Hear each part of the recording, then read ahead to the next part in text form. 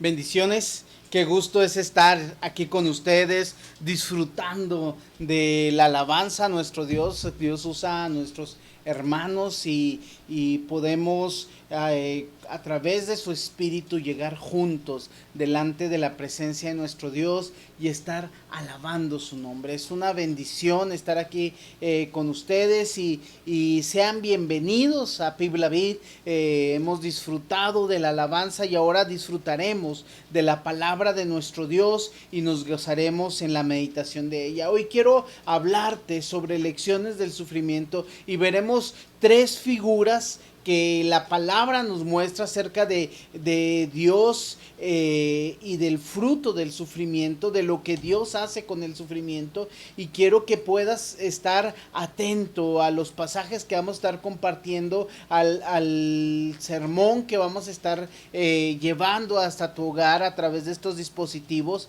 y que puedas ver esto, tres figuras en las que aprendemos lecciones del sufrimiento, y ponlos aquí, cada una podría ser un sermón independiente, así que el tiempo que dure tu celular y que se sigan uniendo, pues yo seguiré aquí hablando. No es cierto, aquí estamos haciendo y veremos tres, pero sí son una enseñanza muy amplia y muy rica que queremos estar meditando contigo en este momento.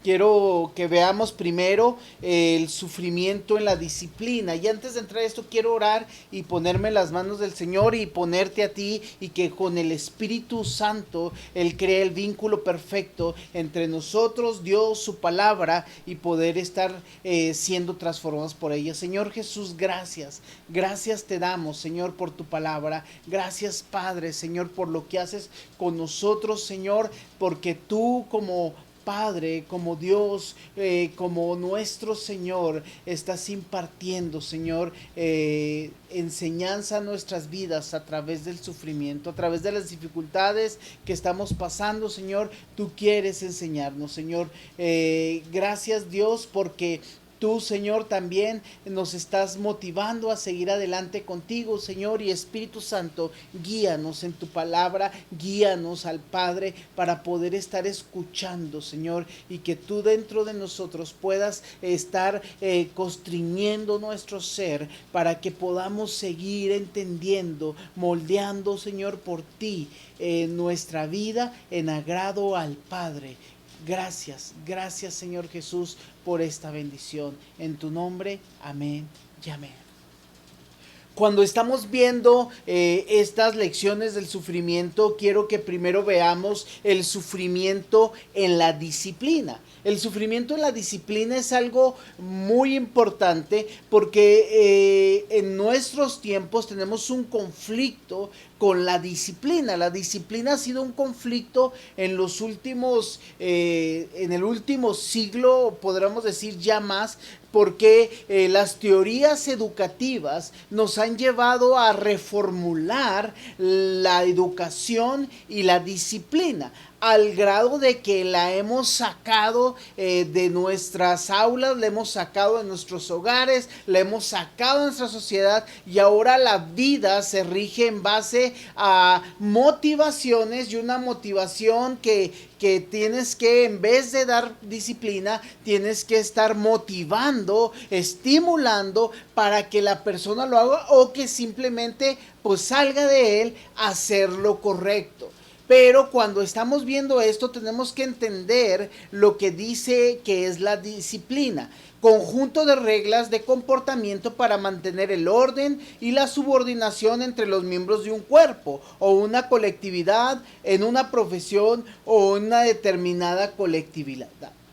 Tú tienes que ver y entender que la disciplina es algo necesario en nuestras vidas. La disciplina no surge porque sí, y tenemos que ver y analizar qué tipo de disciplina estamos viendo y cómo estamos observando la disciplina. El ejemplo que la palabra nos da en cuanto a disciplina la vamos a estar viendo entre la paternidad. Hemos hablado acerca del sufrimiento y la paternidad de Dios. En la serie pasada hablamos sobre Dios como Padre que nos adopte. El domingo pasado hablamos sobre el sufrimiento y enfatizándonos en el sufrimiento que no viene de Dios, que es en base a las circunstancias, en base a las situaciones que estamos viviendo, en un mundo pecador que está en contra de Dios y en contra de sus hijos y en contra de su pueblo, nosotros como pecadores también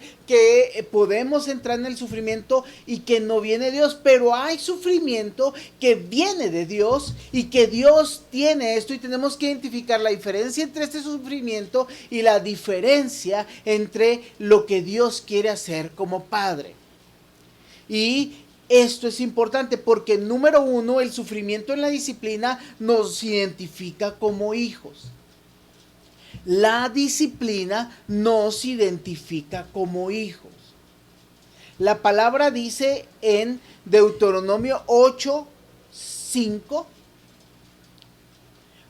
reconoce en tu corazón, así que como un padre disciplina a su hijo, también el Señor tu Dios te disciplina a ti. Reconoce en tu corazón que así como un padre disciplina a su hijo, también el Señor tu Dios te disciplina a ti. Estas palabras Dios le estaba refiriendo a Moisés. Y Dios estaba identificando como un padre que disciplina a sus hijos.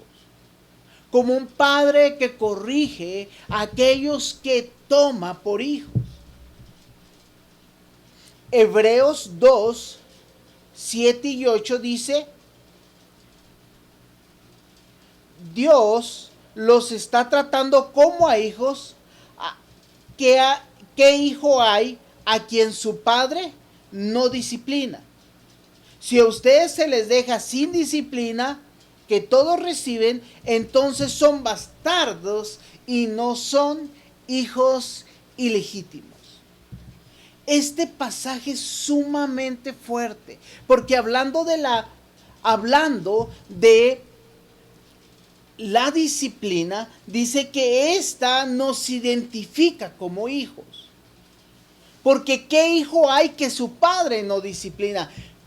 Tristemente estamos viviendo en un estilo de vida donde la disciplina sale de los hogares, donde la disciplina ya no está presente porque nos da miedo la disciplina, porque la disciplina causa sufrimiento. Es que pobrecito, es que le va a doler, es que no, es que sí. La disciplina causa sufrimiento.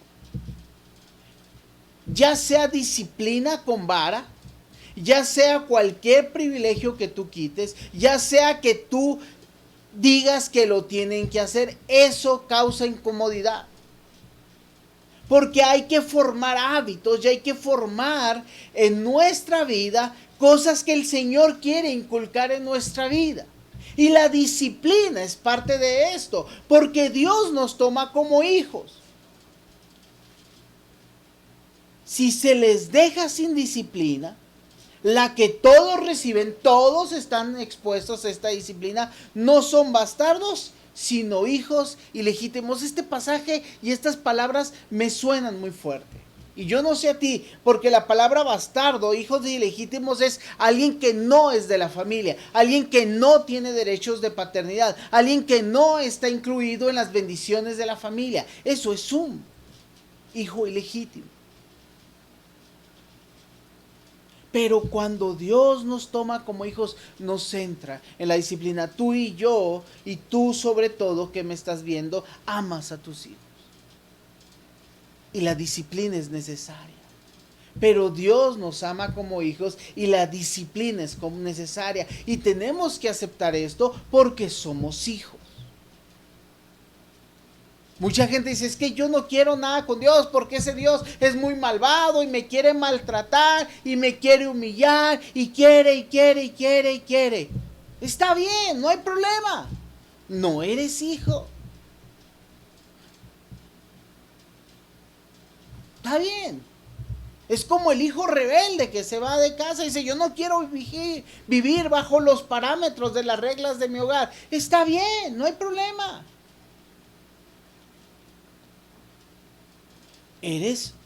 Pierdes bendiciones de los hijos.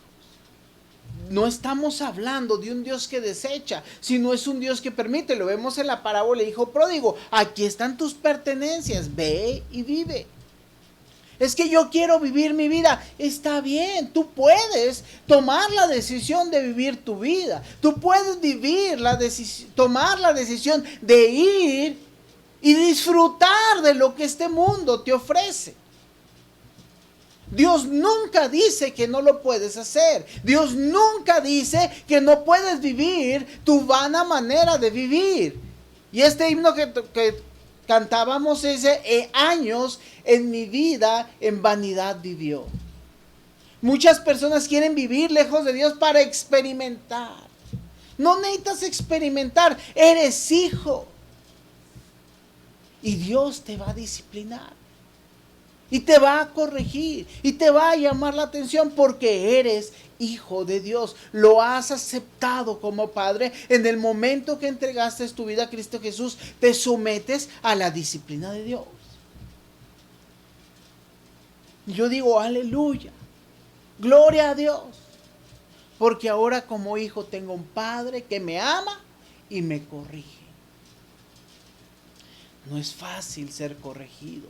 No es fácil ser sometido a la disciplina de Dios. Pero aprendemos a caminar en ese amor y en esa presencia hermosa de nuestro Padre. El sufrimiento en la disciplina nos muestra su amor. La disciplina que nos muestra su amor. Fíjate lo que dice Proverbios 13:24. No corregir al hijo es no quererlo. Amarlo es disciplinarlo. Este es un consejo para los padres.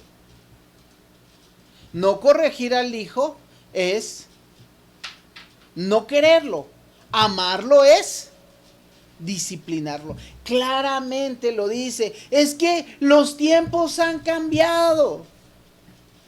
Mira, yo puedo creer que tú pienses que los tiempos han cambiado. Es más, puedo estar de acuerdo contigo que los tiempos han cambiado.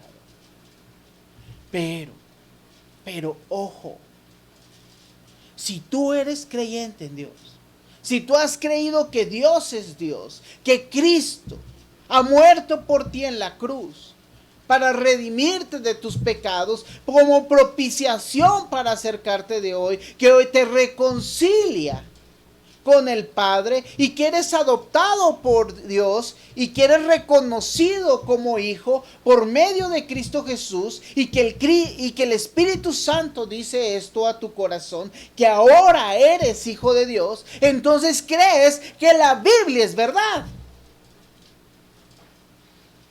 Si tú no crees estas cosas, está bien.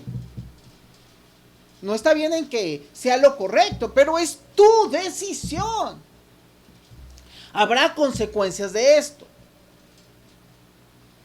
Pero si tú no crees que la Biblia es la palabra de Dios, entonces tú no crees que Cristo murió por ti y por tus pecados. Tú no crees que eres hijo de Dios y puedes vivir bajo estos parámetros. Mucha gente lo hace, el mundo lo hace. Un sistema corrupto en el que estamos inmersos lo hace y quieren acomodar su vida y dicen, es que Dios me tiene que querer así, es que Dios me tiene que aceptar así, es que yo puedo hacer lo que quiera y no tengo que sufrir consecuencias de Dios porque Dios es tan malo y hace cosas injustas. Está bien, pero la Biblia dice que la disciplina es esto y la Biblia es eterna. La Biblia de Dios no cambia. Porque es Dios mismo expresando su revelación a nosotros.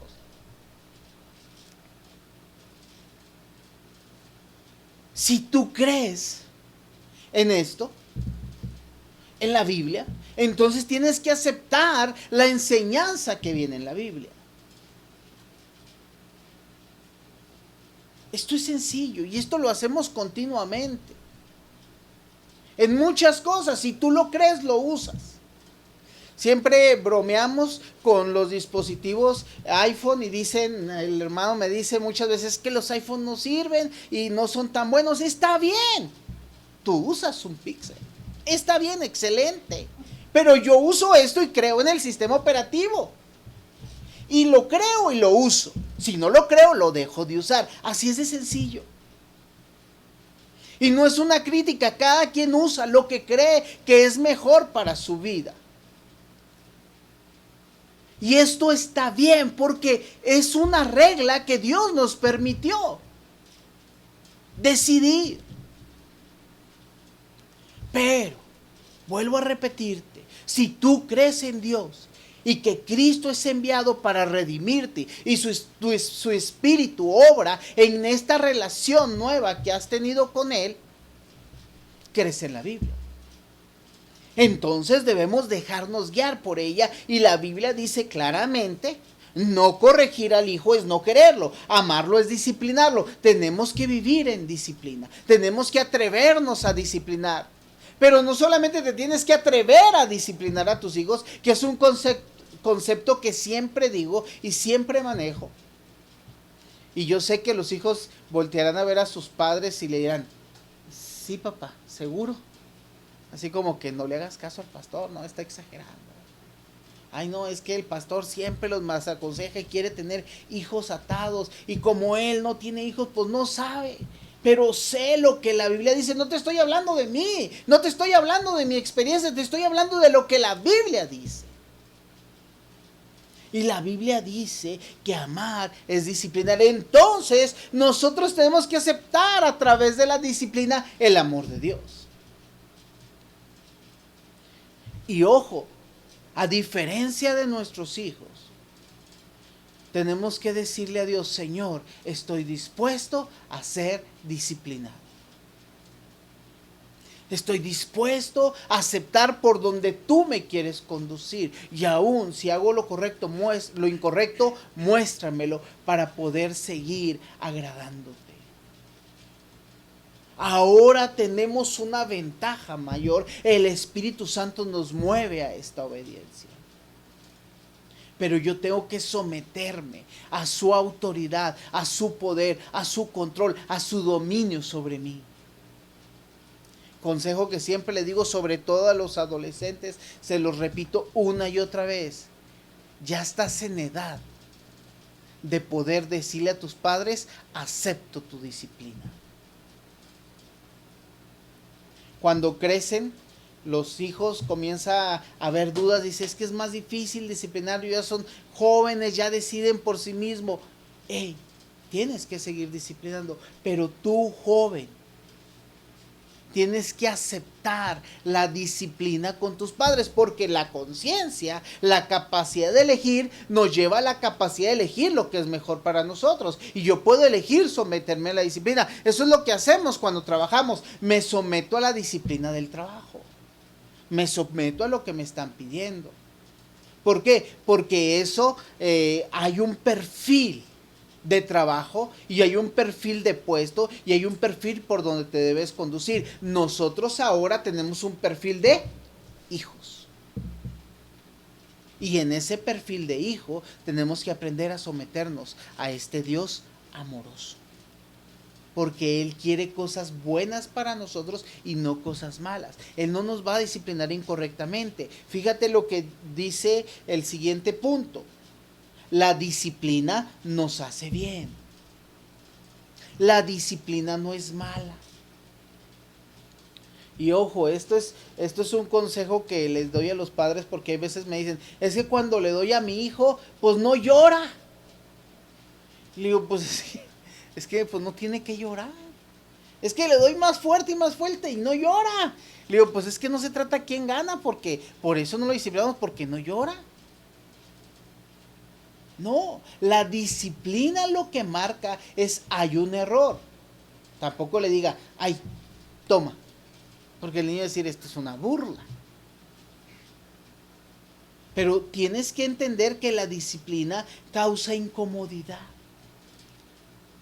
Esto es claro. Pero no se trata de ensañarte, de hacerlo con enojo, de hacerlo con furor, porque Dios no lo hace así, porque es amoroso. Pero la disciplina nos hace bien. Hebreos 12, 7 y 8 dice así.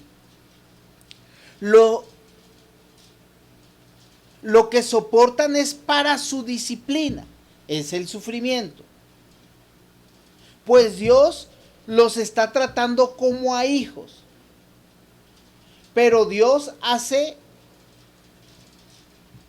para nuestro bien a fin de que participemos en su santidad. Dios lo hace para nuestro bien a fin de que participemos en su santidad. Tenemos que tener esta claridad. Dios quiere que participemos en su santidad. Y nos va a llevar y nos va a conducir para que entremos ahí. Esto no lo logras tú por tus fuerzas. El Espíritu Santo te lleva. Por eso dice que el Espíritu Santo se constriñe delante de nosotros, mostrando que estamos en pecado. Y nos lleva a aprender a vivir en lo que Él quiere. La Biblia dice, hay un camino ancho que lleva a la perdición, pero hay un camino angosto que conduce a la vida eterna. Caminar por ese camino no es algo que tú tengas que hacer porque Cristo ya pagó, pero es el Espíritu Santo el que te lleva a caminar por eso, pero no lo hace eso más cómodo.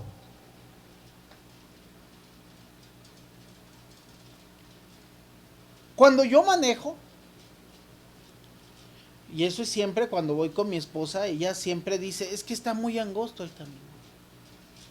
Cuando vamos en carreteras amplias, ella se siente más tranquila.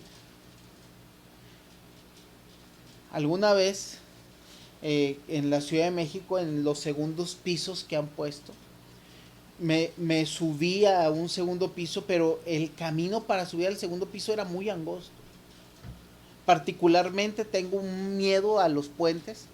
A los puentes no, sino a caerme. Entonces, cuando esto pasa, yo tengo que entender que sé dónde voy caminando. Y confío en el vehículo, pero lo más difícil es que los que van conmigo, en su caso mi esposa, tiene que confiar en mí. Tiene que atreverse a confiar en mí, que yo no voy a hacer algo para irnos al precipicio.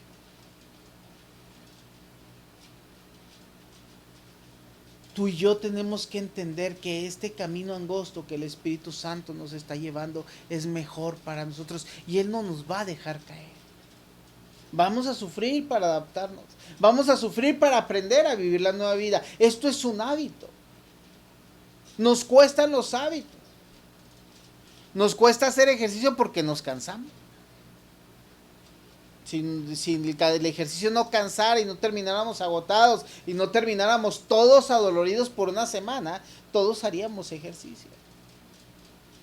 ¿Por qué? Porque sería fácil. Adaptarte a hábitos va a ser doloroso para ti y los hábitos que el Señor te va a llevar van a ser dolorosos para ti, pero Él te va a llevar a la santidad. Él te santificó, pero sí, pero todavía no. Por eso dice, a fin de que participemos en su santidad, porque es un proceso de santificación en donde te vas amoldando a la nueva vida que tienes. Esta es una pregunta que me hacen mucho. ¿Es que alguien que se muere en su último, que acepta a Cristo en su último momento, irá al cielo igual que alguien que vivió toda su vida cristiana? Sí, porque aceptó a Cristo en su corazón, solamente que no disfrutó de caminar su vida en Cristo Jesús. Pero aprender a caminar tu vida en Cristo Jesús es doloroso, es incómodo, es frustrante. Porque lleva sufrimiento. Jesús sufrió al obedecer al Padre. Él nunca pecó y tuvo que obedecer. Él nunca pecó y tuvo que sufrir. Él fue perfeccionado aun cuando era perfecto. Tú y yo hemos sido perfectos en Dios, pero también tendremos que ser perfeccionados para llegar a ser como Cristo. Este ser como Cristo no me hace un Dios, sino me hace participar de la herencia que Él me ha dado. Hebreos nos lo deja claro. Porque somos sus hijos, somos parte de su familia. Hebreos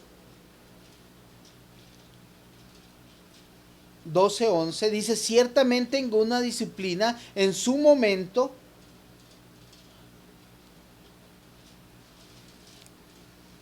Ciertamente en una disciplina en el momento de recibirla parece agradable, sino más bien penosa. Sin embargo, después produce una cosecha de justicia y paz para quienes han sido entrenados por ella. Produce una cosecha de justicia y paz a quienes han sido entrenados en ella. Fíjate, justicia y paz, fruto del Espíritu Santo. Y tú me vas a decir, es que eso no está en la lista de frutos del Espíritu Santo. Es sobre del fruto del Espíritu Santo. Lista del fruto. Déjame decirte, el fruto del Espíritu Santo no se limita a estas 9. La justicia también es fruto del Espíritu Santo porque nos lo está diciendo ahí la palabra.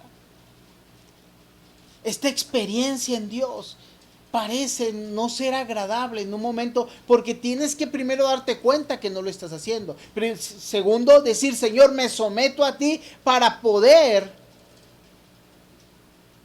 ser fiel en obediencia a tu nombre.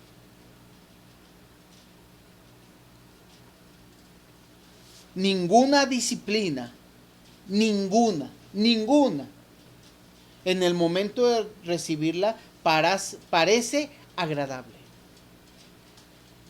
Cuando tú disciplinas a tus hijos, no es agradable. Cuando tus hijos son disciplinados, cuando niegas algo para ellos, cuando los corriges, cuando los forzas a entrar a hábitos, no es agradable. La Biblia dice, ninguna, sino más bien penosa. ¿Pero qué produce? Cosecha de justicia, cosecha, fíjate, ahí está hablando de el fruto del Espíritu Santo. ¿Quién hace la obra? El Espíritu Santo. Pero ¿quién se somete al Espíritu Santo? Tú. Para permitirle obrar, permitir que su llenura transforme tu vida y te lleve por el camino que es agradable delante de Dios. Es que como es injusto Dios, me quita lo que me gusta. Déjame decirte, lo que te gusta no es siempre agradable para Dios.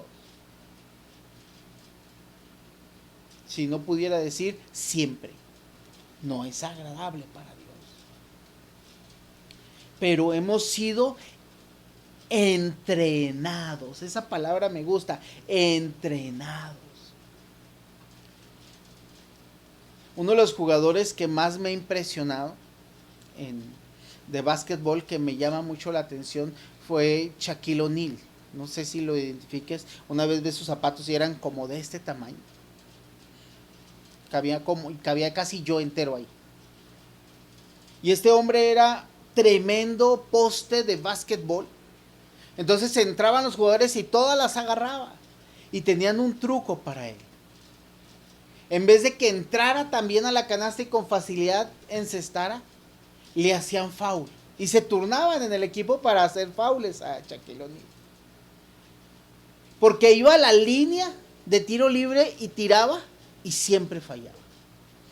Lo más que decía era errar uno y el otro lo encestaba. Tuvo que pasar horas y horas ya como jugador profesional, con contratos millonarios, encestando, practicando, de manera que no fuera obligado a caer en los errores, de manera que no fuera provocado y perdiera la oportunidad. ¿Cuántas veces eres provocado? ¿Cuántas veces alguien te pica? Frase que escucho mucho, me sacó el tapón. Es que me hizo enojar.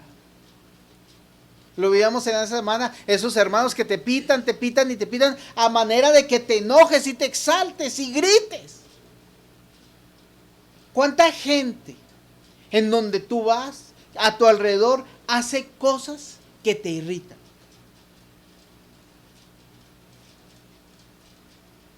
¿Cuánta gente? ¿Cuántos en tu casa ahorita mismo están haciendo cosas que te irritan? Pero el problema no son los demás. Alguien puede hacerte falta para que falles los tiros libres. Pero Dios te está entrenando a manera de que pase lo que pase, tú encestes una y otra vez. De manera que hacerte una falta ya no sea divertido, ya no produzca una ganancia. Tendrán que buscar otra manera de irritarte, de molestarte. O serán transformados por el amor de Dios. Dirán, ¿cómo es posible que esta persona soporte? Y seamos como Pablo, que aún en la cárcel soportaba el sufrimiento y cada guardia que estaba enfrente de él escuchaba el mensaje de Dios. Y así como los apóstoles cuando fueron liberados de la cárcel, en vez de escapar, dieron testimonio. Y hubo familias que conocieron del amor de Dios.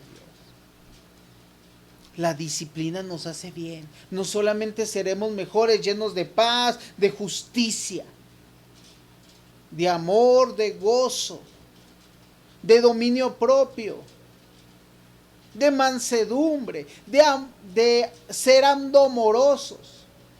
Y la lista puede seguir y seguir y seguir. Porque iremos caminando en el bien que el Señor tiene para nosotros.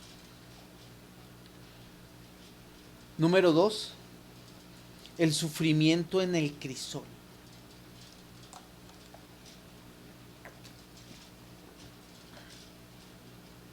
El sufrimiento en el crisol. ¿Qué es el crisol? El crisol puede ser metálico o puede ser de porcelana. Y algunos de ustedes lo usaron cuando fueron a la secundaria y les tocaba entrar en el laboratorio. Y se ponen cosas calientes a fin de que sean fundidas. Y depende del material que vayas a fundir y purificar, es el material del crisol. Pero tú y yo entraremos en el crisol y seremos calentados. Y la Biblia dice que nuestras obras serán pasadas por fuego.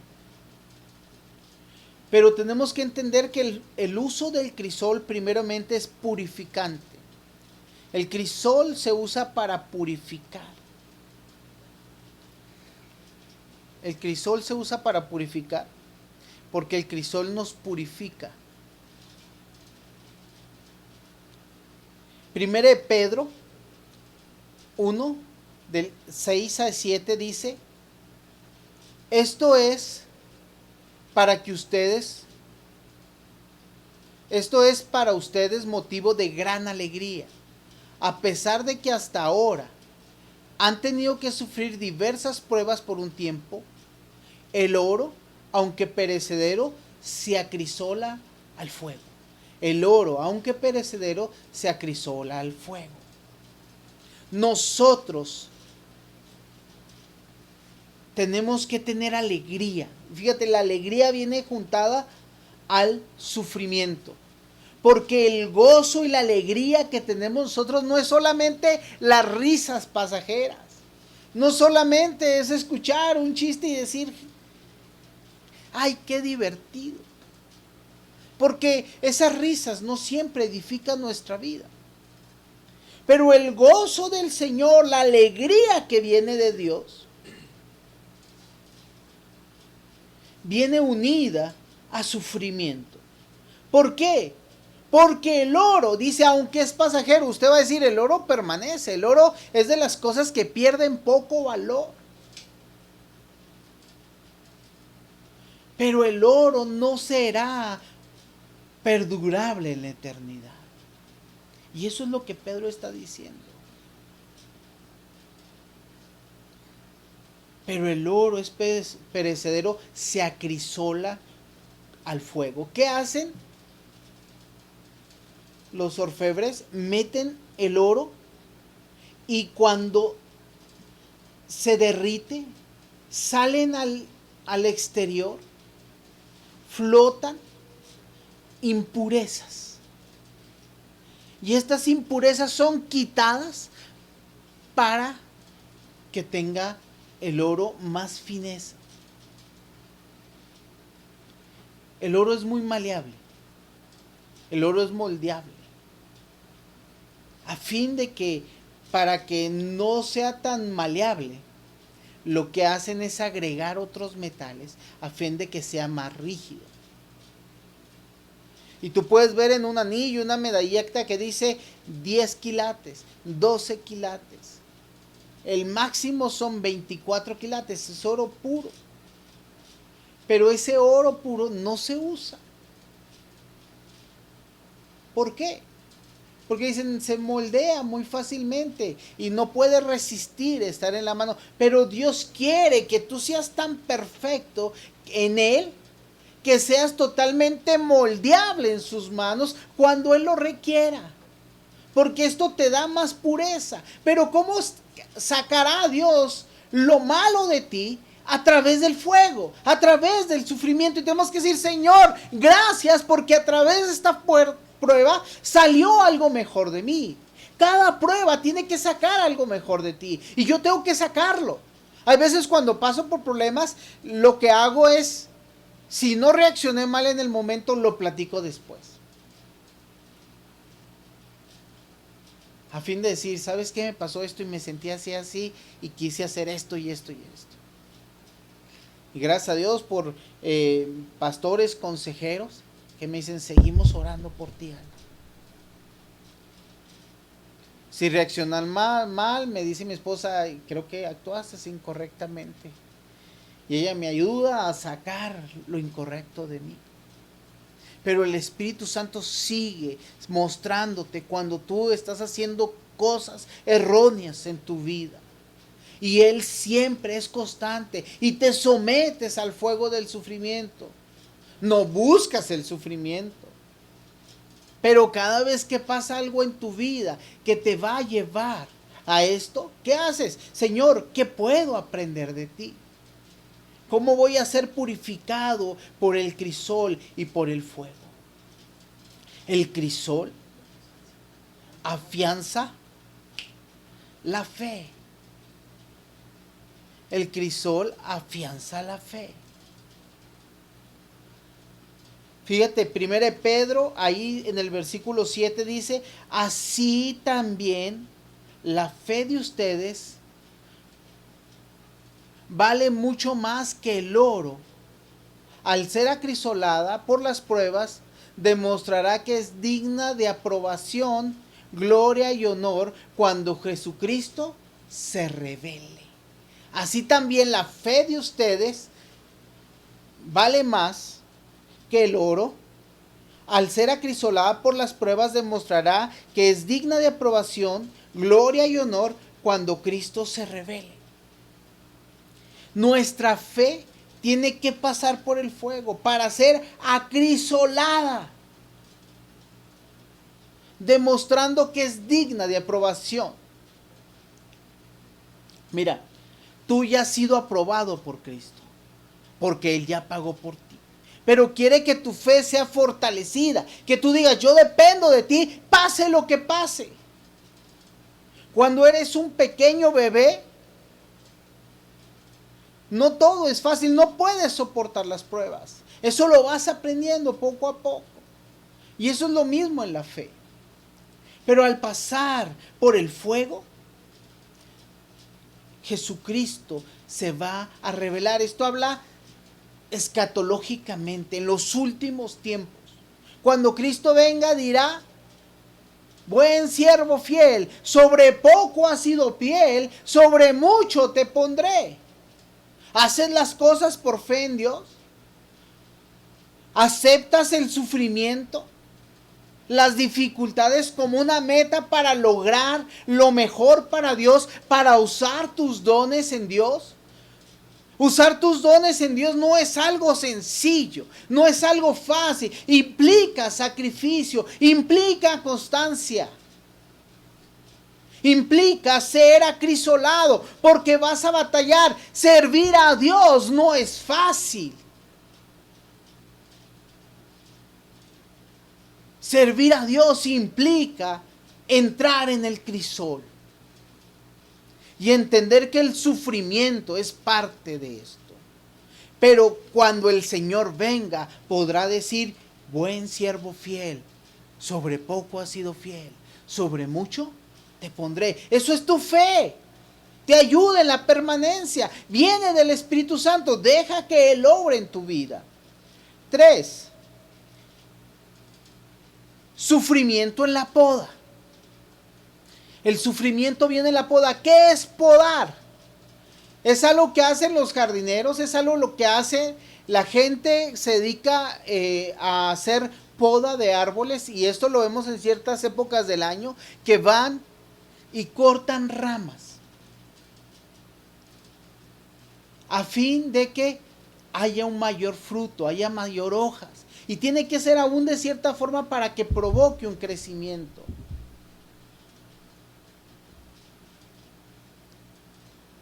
Y tiene que haber herramientas especializadas. La poda viene de Dios. ¿Por qué? El sufrimiento en la poda produce buen fruto, da un fruto. La poda que da fruto. Juan 15 del 1 y 2, habla este pasaje que nos gusta mucho porque lo tenemos como base de nuestra iglesia, y básicamente el que nosotros usamos es el 5, por eso somos Pibla Vid, pero dice el 1 y 2, dice: yo soy la vid verdadera y mi Padre es el labrador. Toda rama que no da fruto la corta. Pero fíjate lo que dice: pero toda rama que da fruto la poda, para que dé más fruto todavía. Hace una diferencia. Toda rama que no da fruto la corta. Y uno puede decir: si no hago lo correcto delante de Dios, Dios puede cortarme. Y esto nos debe llamar la atención porque lo dice Jesús. Toda rama que no da fruto la corta. Es base de lo que dice el trigo y la cizaña. La cizaña no da fruto y el trigo sí da fruto. ¿Cómo lo diferenciamos? Hasta la venida del Señor. ¿Cómo lo diferenciamos? Cuando el Señor los pode, los corte, más bien, porque es la diferencia entre cortar y podar. Pero dice ahí: el que da fruto será podado. Y tú dices: pues los dos son cortados. La diferencia es como cuando tú vas al peluquero y le dices: córteme aquí o córteme aquí. ¿Qué prefieres? Depende de tu vida. Cuando voy con el barbero y me pasa la navaja por aquí, ay, se siente algo feo. Pero cuando me corta mi cabello, ya no siento nada. Cuando los niños son pequeños se asustan de que les corten aún el cabello, porque les da temor, es parte de su cuerpo. Pero tú entiendes que si se corta aquí sale más. Algunos ya no tienen ese privilegio, ¿verdad? Pero eso es otra cosa. Pero la Biblia dice que cuando tú das fruto, eres podado. Aún servir a Dios, aún dar fruto, te lleva a sufrimiento. Y muchos por eso no quieren servir. Porque dicen: no, pues es que está bien complejo. Comencé a servir y serví y me dolió y sufrí y batallé. Claro, porque está siendo podado para que des mejor fruto. Muchas personas dicen: pues es que ya lo hice y así lo tiene que aceptar.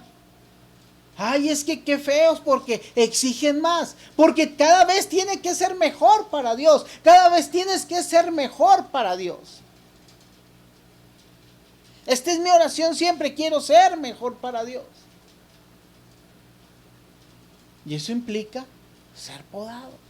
Eso es doloroso. Eso es incómodo. Eso es frustrante. Pero traerá mayor fruto.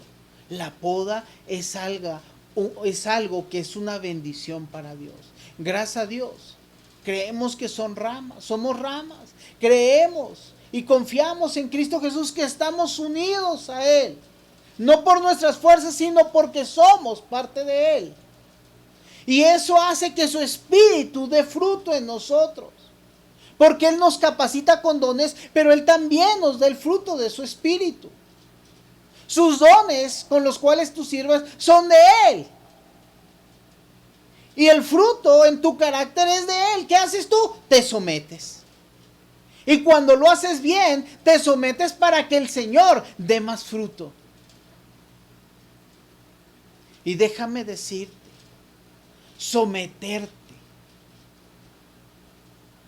a la poda es más sufrimiento que ser cortado.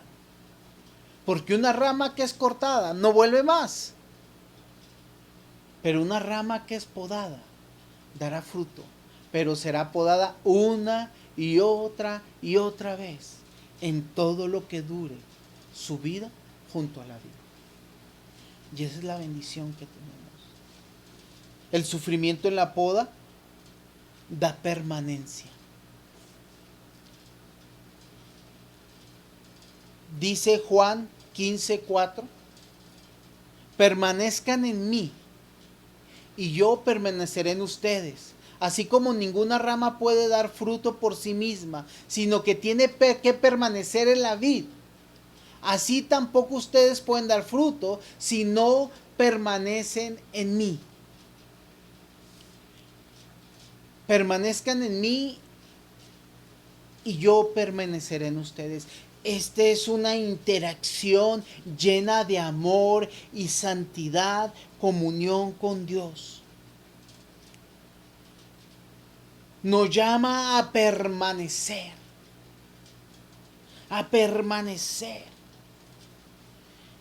Hemos sido podados y seguiremos podados, y te invito a que te sometas a la poda.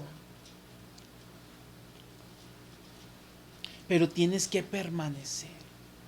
Porque aquí habla de esto. Permanezcan en mí y yo permanezco en ustedes. Esto no implica que Dios se va a ir, sino implica en la decisión de fe que hemos tomado en Cristo Jesús. Y daremos fruto. La prueba de que somos hijos de Dios, la prueba de esa paternidad, la prueba del crisol, nos lleva a la comunidad de fe. Nos lleva a dar frutos que edifiquen nuestra iglesia, que edifiquen el cuerpo de Dios, el cuerpo de Cristo. Pero también nos lleva a que vayamos y compartamos la fe en Cristo Jesús. Y nos sometamos a esta poda para dar frutos, pero para permanecer. Quiero orar por ti. Y quiero invitarte a que permanezcas fiel en Dios. Padre, alabado y bendito sea tu nombre, Señor. Gracias te doy por tu amor y tu misericordia. Gracias por tu paternidad, por la disciplina que como Padre tienes en nuestra vida.